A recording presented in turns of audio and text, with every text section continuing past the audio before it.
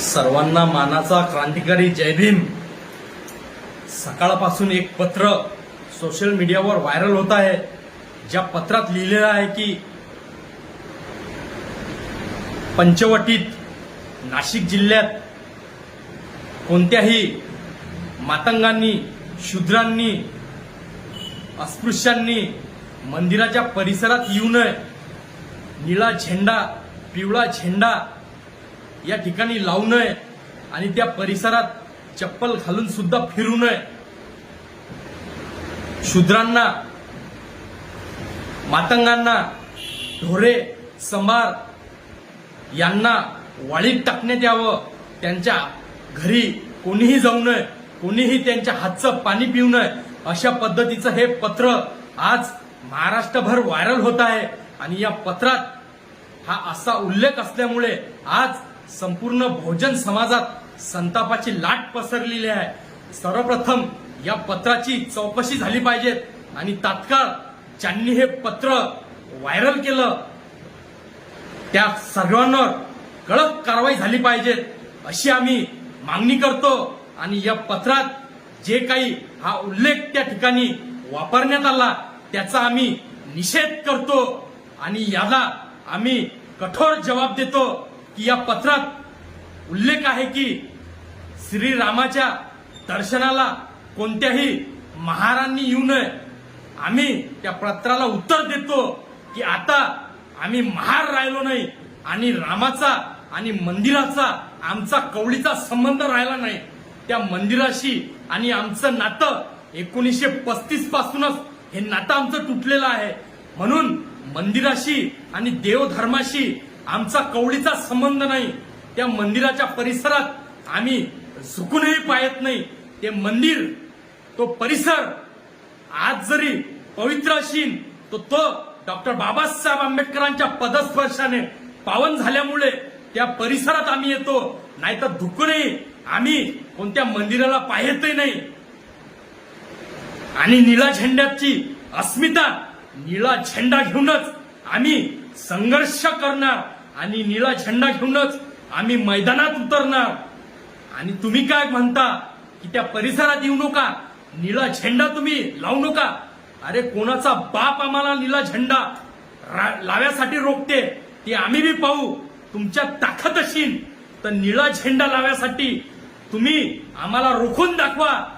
निळा झेंडा हातात घेऊनच तुमच्यासोबत पुन्हा त्या महाडमध्ये, त्या नाशिकमध्ये युद्धभूमी तयार केल्याशिवाय आम्ही राहणार नाही.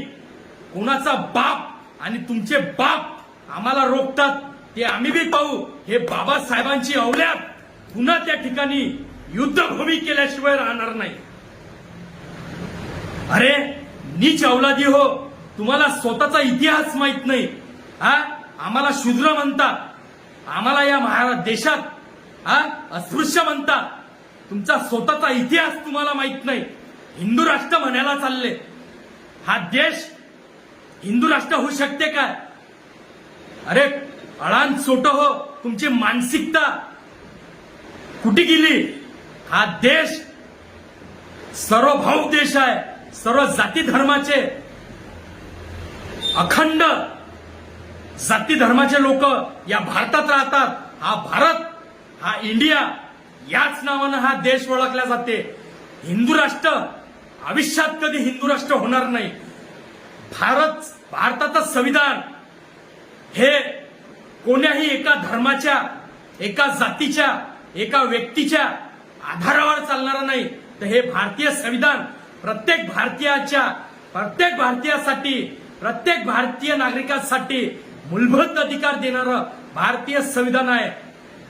त्या संविधानाची प्रोव्हिजन आहे.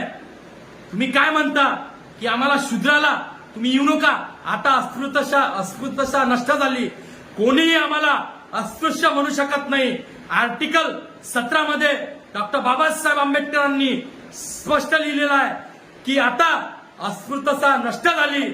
आता अस्पृश्यता नष्ट झाल्यानंतर तुम्ही आम्हाला म्हणता कसे पुन्हा कमरीला झाडू आणि गळ्याला गाडगं देईन म्हणून? आता तुमची हे नौटंकी चालणार नाही. आता हे सगळं बंद झालं कारण की आता आमच्या बापाचं संविधान या देशात आहे. म्हणून ते संविधान जोपर्यंत जिवंत राहील तोपर्यंत या देशातल्या कोणत्याही नागरिकाच्या केसाला धक्का लागणार नाही. तुमची मनस्मृती या भारतात नाही तर या भारतात बाबासाहेबांनी लिहिलेलं लोकशाहीचं संविधान आहे. आणि जोपर्यंत या देशात 12 ते 35 आर्टिकल हे जोपर्यंत मूलभूत हक्क, जोपर्यंत फंडामेंटल राईट्स जिवंत आहेत तोपर्यंत भारतीय संविधानाला कोणीही उद्ध्वस्त करू शकत नाही. म्हणून तुम्हाला कॉपी करून पास झालेल्यांना आम्ही आवाहन करतो की तुमची हे नौटंगी आता हे हमेशासाठी बंद झाली. तुम्ही कितीही नौटंगी केली तरी आता या देशात तुमची नौटंगी चालणार नाही. आणि तुम्ही हा खोडसळपणा जाणून बुजून हा खोडसळपणा केलेला आहे. 2 समाजात तेल निर्माण व्हावं यासाठी हा खोडसळपणा आहे. परंतु आता याला आम्ही उत्तर दिल्याशिवाय राहणार नाही. आणि हा खोडसळपणा फक्त याचसाठी चालू आहे की दीक्षाभूमीचं जे आंदोलन 3 दिवसापासून चालू आहे ते दीक्षाभूमीचं आंदोलन यांना डायव्हर्ट करायचं आहे. म्हणून आज सकाळपासून हे सोशल मीडियावर पत्र यांनी व्हायरल केलं. परंतु आम्ही सर्व भीमसैनिकांना आवाहन करतो की दीक्षाभूमीचा लढा हा तीव्र लढा मजबूत करा. त्या ठिकाणी पार्किंग निर्माण केली ते कदापि होऊ देऊ नका. कारण की या मनुवाद्यांचा तो डाव आहे आणि दीक्षाभूमीचं अस्तित्व कम करण्यासाठी त्या ठिकाणी पार्किंगची त्या ठिकाणी निर्मिती केली जात आहे. आणि या ठिकाणी पंचवटीत नाशिक जिल्ह्यात हे पत्र व्हायरल करून पुन्हा भीमसैनिकांचं त्यांचं मन हे डायव्हर्ट करून या मुद्द्याला हटून दुसऱ्या मुद्द्याला हे यांचा दिशा गेली पाहिजे. यांचं मन दुसऱ्या दिशेला गेलं पाहिजे. यांचं ध्यान दुसऱ्या दिशाकडे गेलं पाहिजे. यासाठी हे पत्र आज व्हायरल झालं. परंतु आम्ही भीमसैनिकांना आवाहन करतो की या पत्राला तात्काळ प्रतिउत्तर द्या आणि निळा झेंडा हातात घेऊन यांना तसाच भीमटोला द्या हे आम्ही आवाहन करतो. आणि कोणाचा बाप आपल्याला रोखते निळा झेंडा लावण्यासाठी ते आपणही पाहू हे आम्ही आवाहन करतो. आणि तात्काळ ज्यांनी हे पत्र व्हायरल केलं त्यांच्यावर कडक कारवाई झाली पाहिजे अशी आम्ही मागणी करतो. आणि या पत्र काढणाऱ्यांचा आम्ही निषेध करतो. जय भीम.